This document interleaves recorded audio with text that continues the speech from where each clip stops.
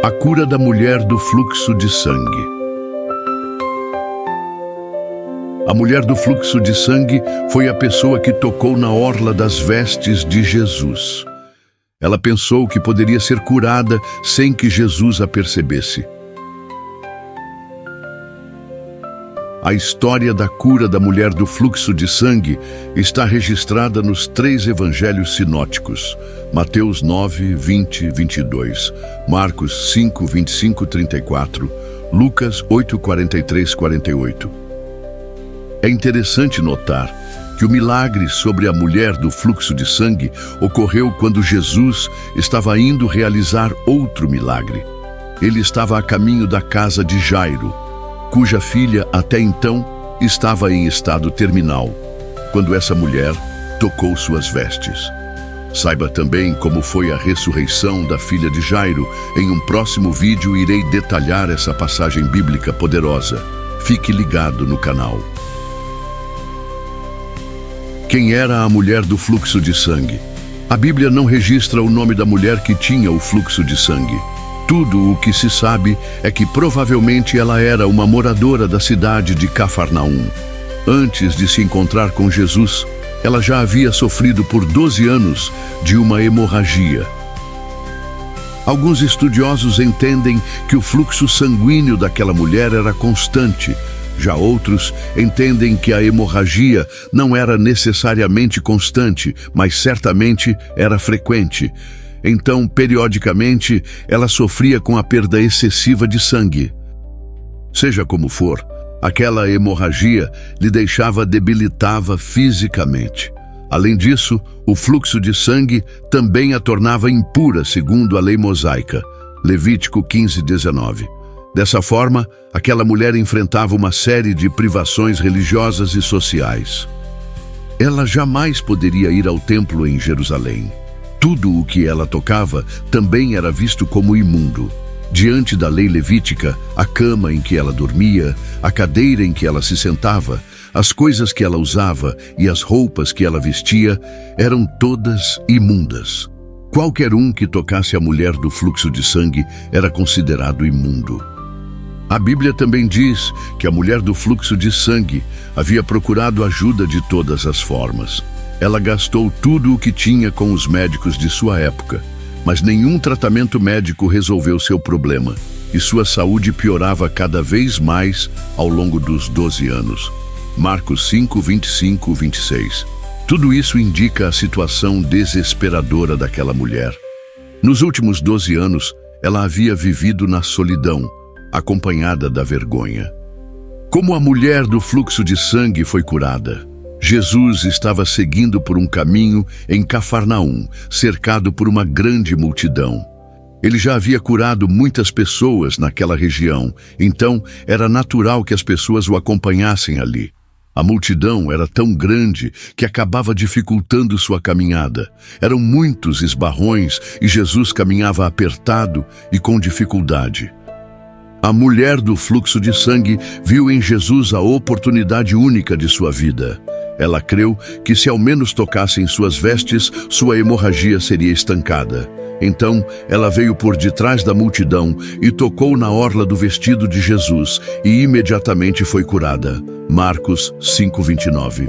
Mas a mulher do fluxo de sangue achou que poderia tocar em Jesus silenciosamente, ser curada e permanecer anônima.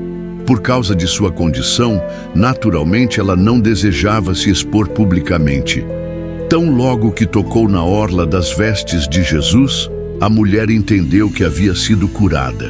Talvez por um instante, ela provavelmente concluiu que Jesus nunca haveria de percebê-la.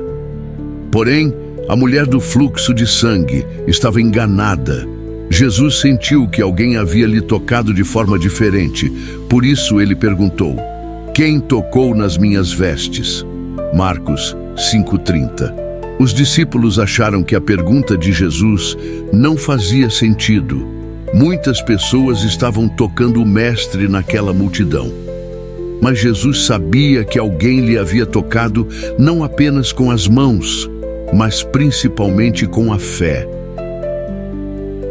Aqui vale dizer que, como homem, Jesus de fato não sabia quem havia lhe tocado.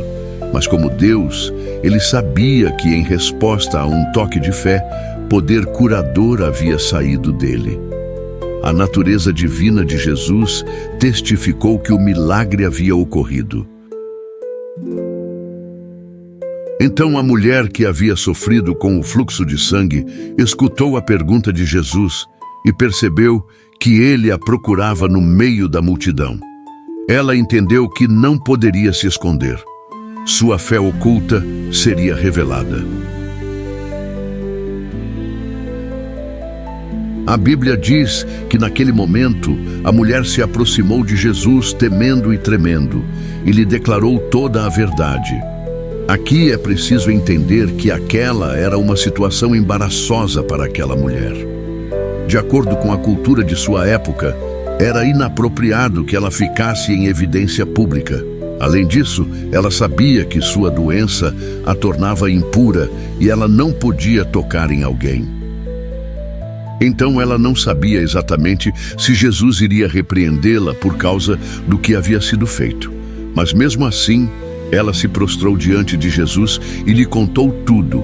Provavelmente foi nessa hora que ela explicou o sofrimento que havia enfrentado por 12 anos. Mas, ao invés de repreendê-la, Jesus a confortou de forma amorosa. Ele disse: "Filha, a tua fé te salvou. Vai-te em paz e fica livre do teu mal." Marcos 5:34. Com essas palavras, Jesus não apenas garantiu que a saúde da mulher do fluxo de sangue havia sido restaurada, mas também restaurou sua vida social e religiosa. Agora, aquela mulher poderia finalmente ir em paz. Lições da história da mulher do fluxo de sangue. A história da mulher do fluxo de sangue certamente tem muito a nos ensinar. Em primeiro lugar, aprendemos que Jesus é a esperança para os desesperançados. Aquela mulher tinha esgotado todos os seus recursos. Humanamente falando, não havia mais nada que pudesse ser feito a seu favor. Ela estava presa numa solidão terrível. Ela não tinha paz e era refém da agonia. Aos olhos de todos, a mulher do fluxo de sangue era imunda e não havia esperança de que ela deixasse aquela posição amaldiçoada.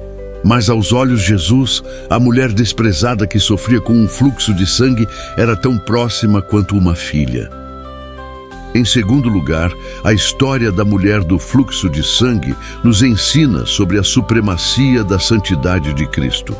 Pela lógica humana, quando algo impuro tem contato com algo limpo, o impuro contamina o que é puro. Um copo de água poluída torna sujo todo um tanque de água potável. Assim, se uma pessoa considerada limpa tivesse contato com algo imundo, ela também seria considerada impura. Mas com Jesus é diferente. Sua pureza é sem igual. Ele próprio é a fonte da genuína santidade. Quando a mulher do fluxo de sangue lhe tocou, ele não ficou impuro. Ao contrário, foi ela quem ficou pura. Por isso mesmo, somente ele pode transformar pecadores impuros e imperfeitos em filhos santificados de Deus, dando-lhes vestes brancas como a neve. Apocalipse 3:5, 7, 13, 14. Em terceiro lugar, a história da mulher do fluxo de sangue nos ensina que a fé é um instrumento para a manifestação do poder de Deus. Através da fé, Cristo curou aquela mulher física e espiritualmente. Seu corpo e sua alma foram restaurados, por isso ele disse: "A tua fé te salvou." Mas isso não significa que essa fé era fruto da própria capacidade pessoal daquela mulher. Muito pelo contrário. O próprio Jesus era a causa dessa fé. Sem ele, a mulher do fluxo de sangue jamais teria possuído e exercitado tamanha fé. Filete Efésios 2:8, Hebreus 12:2. Entenda qual é o significado da fé. Ao enfatizar a fé como um instrumento desse milagre, Jesus automaticamente tratou de acabar com qualquer tipo de superstição de que sua peça de roupa teria contribuído para a cura da mulher do fluxo de sangue. Definitivamente, quem cura e restaura é Jesus em resposta à fé, e não um tecido ou qualquer objeto supostamente místico ou sagrado. A história da mulher do fluxo de sangue nos lembra que mesmo nos momentos mais sombrios, há esperança quando depositamos nossa fé em Jesus. Durante 12 longos anos, ela carregou o peso da dor, da solidão e do desprezo, mas em um instante de fé genuína, sua vida foi transformada. Jesus não apenas curou seu corpo, mas restaurou sua dignidade, sua paz e sua conexão com Deus. Que essa história inspire cada um de nós a jamais desistir, a buscar a presença de Cristo com fé inabalável e a lembrar que, para Ele, não somos invisíveis. Ele nos chama de filhos e nos oferece cura, amor e redenção. Que possamos tocar com fé a orla das vestes de Jesus em nossos momentos de necessidade, confiando que Ele nos verá, nos ouvirá e nos transformará. Se esse vídeo te abençoou, não esqueça de deixar o like, se inscrever no canal e compartilhar com alguém que precisa ouvir essa mensagem. Até o próximo vídeo e que Deus te abençoe.